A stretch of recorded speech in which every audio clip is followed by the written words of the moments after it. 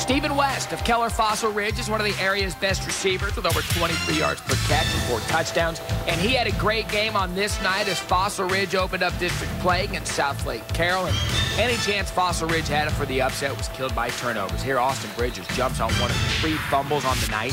Carroll leads to this point, but it's about to get a lot closer. On 4th and goal, check out the catch by West on his back, reeling it in the end zone, and just like that, it's a 3-point ball game.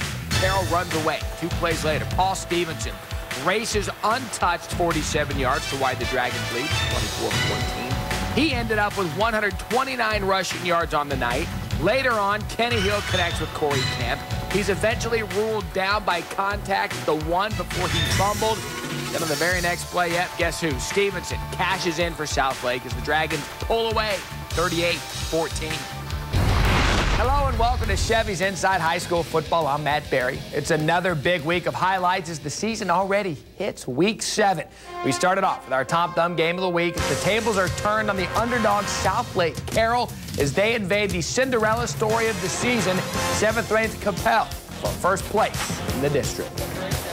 Coppell senior tailback Cam McDaniel, one of the area's most explosive players, but across the field, the Dragons had a pretty big play weapon of their own in Paul Stevenson. McDaniel would lead the way in this one as he rushes for 175 yards and 3 touchdowns, including this one from 28 yards out to give the Cowboys a commanding 21-3 lead in the 3rd quarter. Dragons finally get something going on offense, though a sophomore quarterback, Kenny Hill, the son of former Ranger pitcher Ken Hill, airs one out to his favorite target, Peyton Williams. He hits Williams in stride from 69 yards out. That's the longest play of the year from scrimmage for the Dragons. Now, Hill finishes the night with 235 yards through the air and 2 touchdowns. But how about Cam McDaniel? He can hurt you in so many ways. Here he takes the punt, races the width of the field, gets it going north, weaving his way down the field for the big yardage to set up another touchdown. This time, it's quarterback Joe Minden doing the honors, looking for an open receiver. He can't find anyone, so he tucks it in and runs it in from 4 yards out to extend the Cowboys' lead. Now, McDaniel would put the game away with a 30-yard sprint right through the heart of the Dragons' defense. Coppell stays undefeated in district play with the convincing 35-17 win over Carroll. They're now 4-0 in district play. Carroll, both are 3-1. It was bounce-back time last night in Southlake. As star running back Justin Stevenson and the Carroll Dragons tried to rebound from a big loss to Coppell, this time at home against Keller Central. Thanks to Stevenson, they did just that. In the 2nd quarter, he slices in from 7 yards out. The Dragons lead 24-14 at the break, but Keller Central did not go quietly. In the 3rd, Tanner Towns hits Zach Sanchez for the scoring strike, and the Chargers were right back in it. However, the Southlake D steps up. Towns throws the pick to Jaleel Gordon. Gordon takes off running like Elvis Andrews, returning it all the way inside the 5 to set up another Southlake touchdown. And then in the 4th, the Dragons put it away. Kenny Hill throws a pretty pass to Dylan Alexander. Carroll rolls in this one 45-21. However, both teams should make it to the postseason. Still much more ahead on Chevy's Inside High School Football, including a showdown with an up-and-coming powerhouse facing a national powerhouse who's had a very interesting season on and off the field. We'll have the highlights next. It's the game that a lot of high school fans have been anticipating. Powerful Denton Geyer visit the Dragons of Southlake Carroll. 2nd place in District 7, 5A. On the line in this one as both teams came into the game with identical 5-1 records in district play. Carroll, led by sophomore quarterback Kenny Hill, put its 47-game home winning streak on the line. The story of this game would be in the trenches as Geyer would get a big night from Trayvon Hill. Here he brings in the 9-yard touchdown run for a Wildcat score. He finishes the night with 162 yards on 26 carries. Carroll had a hard time finding any rhythm in this one. Facing a 4th and 1, the Dragons decide to go for it, but Geyer's Blake Terry slams Paul Stevenson to the ground for no gain. It was that kind of night for the Dragons. Later on 4th and 5, they go for it again and fall just short of the pass from Kenny Hill to Dylan Alexander. It's a game of inches, and Geyer made the plays at the critical times to break the home winning streak by a final of 28-14. They advance to play Marcus in the by-district round of the playoffs. Carroll will play Flower Mound next Friday night. Welcome back to Chevy's Inside High School Football. It's another big showdown of the first round as Flower Mound looks to knock off the Southlake Carroll Dragons for the first time in the playoffs. The Dragons have found their quarterback, sophomore Kenny Hill Jr., son of former Rangers pitcher Ken Hill, and he's maturing in the playoffs, facing the explosive, dynamic duo. Seniors Paul Millard at QB and running back Hunter Lee. Both these kids should be getting big-time scholarships, but no luck so far. Little strange. College scouts take note, though. Millard on the screen to Lee. Great blocking downfield. He's off to the races.